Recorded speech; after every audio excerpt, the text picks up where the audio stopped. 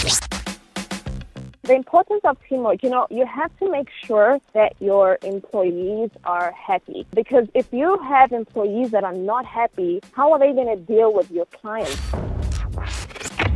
You are listening to On The Grind podcast. This is where we talk to different business owners about their entrepreneurship journey. Stay with us and learn how you can replicate their success in your business today.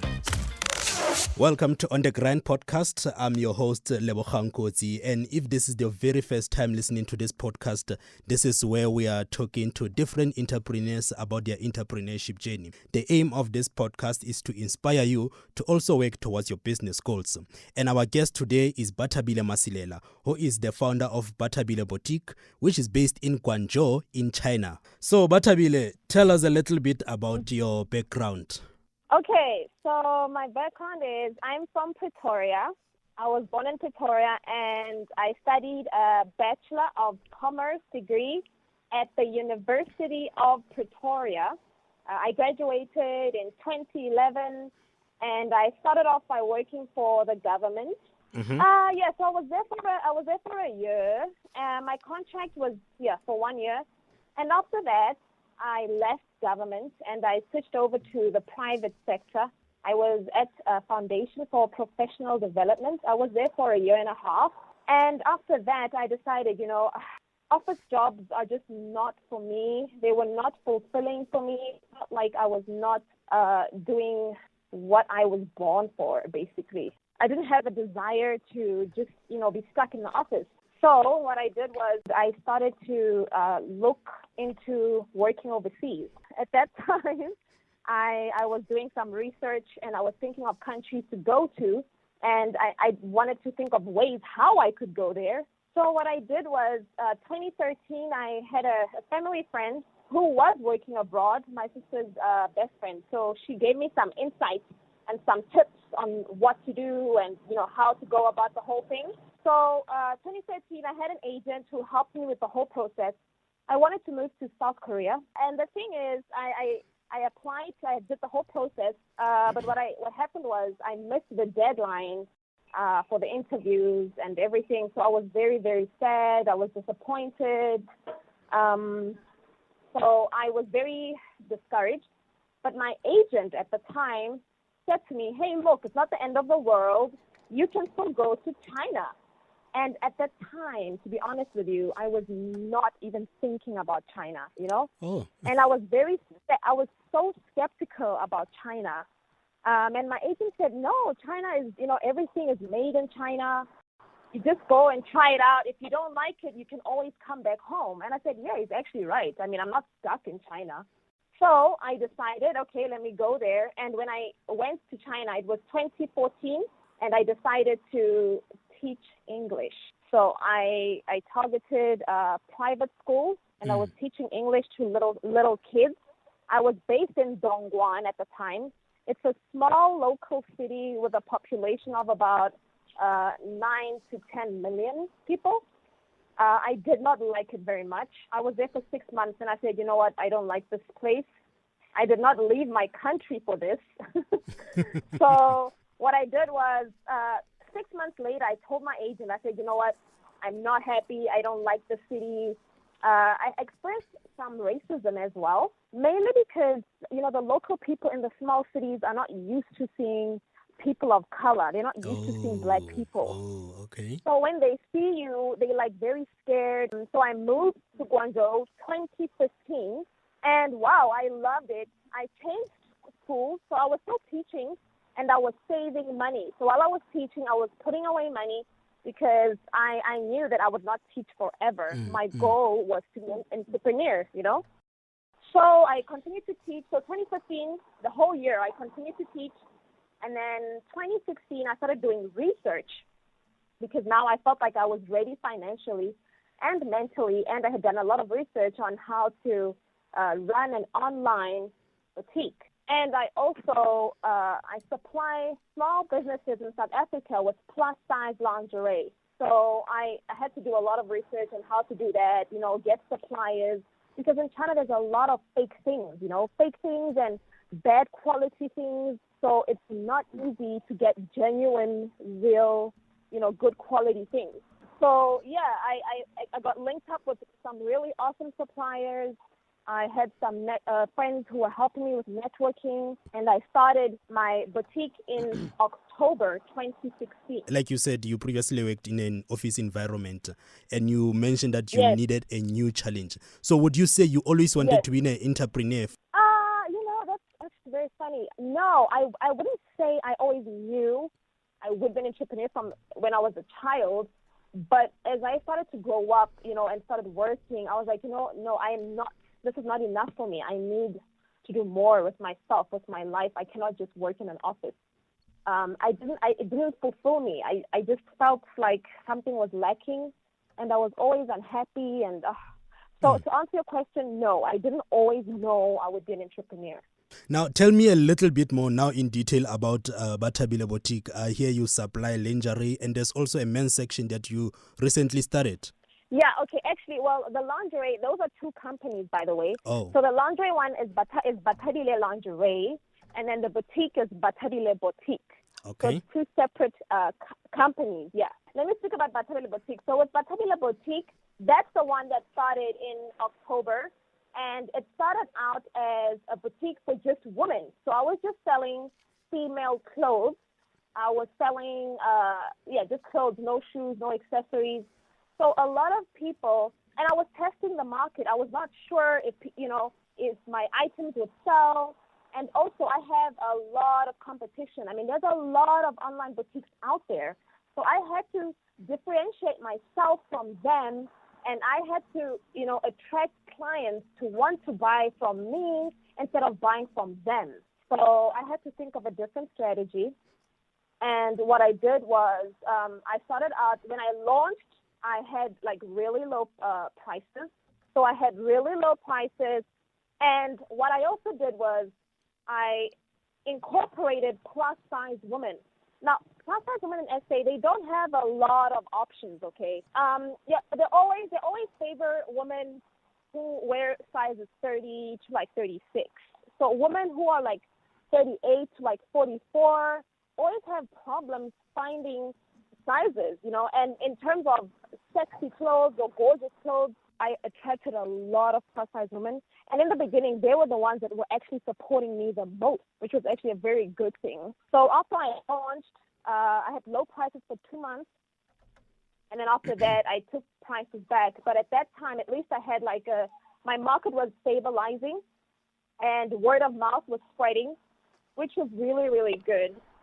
So in 3 months in, everything was looking good. But I did face some challenges, though, because importing from China to SA, customs in SA is, oh my gosh, they are so difficult. So I did encounter some problems. Besides the challenges with the customs, especially importing to South Africa, what other challenges have you faced running an online business?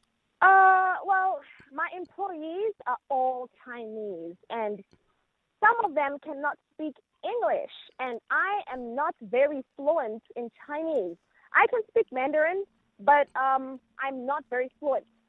So communication is a problem with some of my employees, especially my buyers, the people that buy my stock for me once I've run out, because everything in China is in Chinese, and I can't read Chinese. I don't understand the characters. I can speak, though. So another challenge for me is communicating with my employees when I ask them to buy stock, because sometimes they buy the wrong things, they don't understand, they buy the wrong colors. Oh my God. And I lose money because I have to send the stuff back, and it's a long process. So I have problems like that I have to deal with my employees who cannot speak English. This is on the Grand Podcast.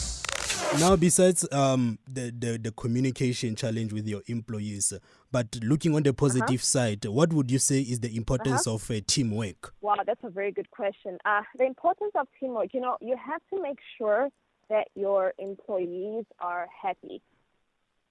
Because if you have employees that are not happy, how are they going to deal with your clients, how your consumers?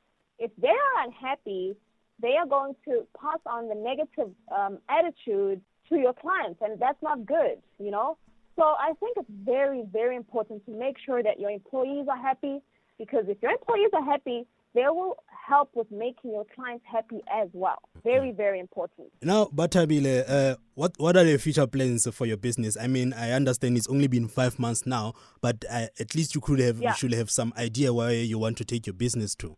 It's still early days. Right now, what I've done is I have a PR person in South Africa who's also helping me spread the word, and I just want, the purpose of my boutique is I want it to be affordable. So I don't want for people to pay high prices to want to look good, I mean, sure, if they want to, they can go ahead. But with my boutique, that's not the purpose of it.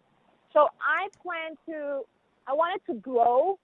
And right now I do have some influential people who are taking part in wearing my clothes and, are associating with my brand, and they believe in the quality, good quality clothes and shoes that I'm selling. So I have some influential people who are actually wearing my stuff, which is actually a very good thing for me business-wise. And also with Bathabile Lingerie, that I just started a couple of months ago, maybe 2 months ago. So that one is relatively new. But that one is easier to deal with because I'm just supplying. I just supply the businesses with the goods, and they do the rest. So I don't sell to consumers. I just sell to entrepreneurs and businesses, basically. Now, Bathabile, I believe the culture in China is very different. But what is it that we South Africans can learn from Chinese and apply in our businesses? Wow, that's a very good question. Chinese people, to be honest, they don't sleep. These people don't sleep. They're workaholics, okay? They work all the time. And the thing is, they worship money. So the thing is, in China, most of them, there are some who do believe in Jesus Christ. Most of them are Buddhists. And so they worship money and they worship themselves. And so they really work hard and they believe in making money. Like money is a god. So a lot of them are not lazy. Like I said, they're workaholics. They take work seriously. Even the little things like waitressing or being a cleaner or, to them, it doesn't matter. Work is work. Whereas in South Africa, we have, statuses, and if you do this, people look down on you. If you do that, you're not good enough. So I feel like South Africans can learn from that. Like, it doesn't matter what you do, work hard at what you're doing. Work hard, whether you're a cleaner, whether you wash dishes, whether you sell jewelry or you sell shoes or you sell whatever. It doesn't matter. Just take your work seriously, and you should never, ever give up. Now, Bathabile, sometimes the entrepreneurship journey can be very, very, very, very lonely. But how do you keep yourself motivated, seeing that you are away from your family? You know what? To be honest with you, it'll be 3 years in April. Mm-hmm. And every time I go home, it's so amazing because my family is back home. All my friends are back home. A good thing, though, is my best friend just recently moved to China last year as I just started my business. So it's actually comforted me a lot because before, don't get me wrong, I do have friends here, but it's not the same. It's not the same, okay? My friends here, I do have a couple of South African friends, but they are very far, I'm a loner in general. Mm-hmm. I do like to hang out with people and meet up and stuff, but I do prefer to be alone, or I do prefer to be with people who I feel are genuine and they are real people. The foreigners here they tend to be fake. They don't tend to be genuine. And I would rather, be alone than have to deal with a lot of drama. So how do I deal with the loneliness? I just keep busy, I guess. I'm so busy, I don't even have time to be lonely. It only hits me hard. It only hits me hard during the holidays, like Christmas. Oh my gosh, I feel it so much during Christmas. And okay, New Year is not so bad. So what's the one important lesson you've learned in business up to so far? I have a problem. I'm not a patient person, and it has cost me a lot to not be patient. So in business, it's very important to be patient because you cannot rush things as well. So for me personally, I would say patience. because there was an instance where I had a situation with customs where I had a company that had not included a commercial invoice, which is very, very silly. I can't believe that the company had not included a commercial invoice. And what had happened was my goods were stuck in customs for almost a month, and I had to deal with angry clients. I lost money. And what I decided to do was, because I was not patient, I decided to reship everything. And guess what? That didn't work. So I have learned that I need to be patient and wait, because if you're not patient, it can cost you a lot of money. So I had to reship, and my goods were still stuck. Both shipments were stuck, and I was like, oh my gosh. It was a very tough time for me. So I'll say patience is important. So in conclusion, Bathabile Masilela, word of advice to startup entrepreneurs? Yeah, I would basically say that if you want to be an entrepreneur, okay, always think big. Don't think about what problems you might achieve and all of that stuff. Just think to what you want to do and try to work around that. The rest will follow. So, for example, if you're thinking, oh, I don't have money, I need capital, I need this, I need that, what you can do is you can get some people to invest in your business. You can get some sponsors. You have to do research. Research is so important. I did research for almost a year before I started my business. So I would say to young people and just people out there, do proper research, okay? Find out as much as you can about what you want to do, and then don't worry about the money. There's always a way. Trust me, there's always a way. You can either get sponsors, you can get investors, you can partner up with someone. There's just always a way. And just never, ever, ever give up. Don't give up. All those people that have made it, they did not give up. So, and we don't know what challenges they've been through, because now all we know is that they're successful, but we don't know what they had to go through. So just never give up, and just follow your dreams. I know it's not easy, but it's not impossible. Thanks for listening to On The Grind podcast. If you enjoyed this episode, kindly follow us on social media and join us next time for another great episode.